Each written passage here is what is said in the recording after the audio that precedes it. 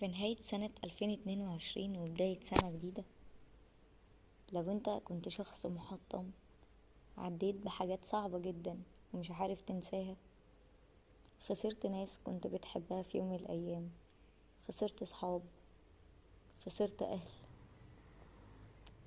اتعرضت لحاجات صعبة قوي عليك وعلى نفسيتك وعلى مشاعرك وصعب جدا تتقبلها، فاعرف ان الطريق الوحيد عشان تنقذ نفسك من اللي انت فيه هو انك تنسى كل ده وانك تتقبل كل ده.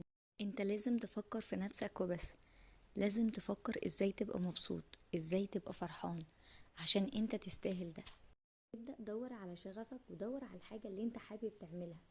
شوف لو في دراسة انت نفسك تدرسها، شوف لو في حاجة انت نفسك تطور نفسك فيها.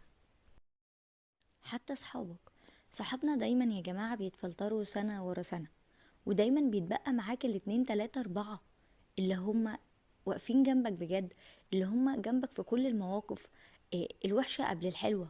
لان الحلو دايما تلاقي العدد كبير ودايما تلاقي الناس كلها حواليك، اما المواقف اللي بتبقى فيها وجع واللي بيبقى فيها فقدان واللي بيبقى فيها انكسار وضعف وان انت اصلا ما بتبقاش انت، الناس اللي بتقف جنبك في المواقف دي، الناس دي عمرك ما بتنساها.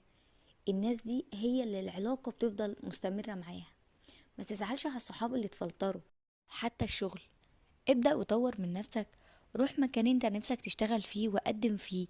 حتى لو فشلت، حتى لو اترفضت، حاول مرة واتنين وتلاتة.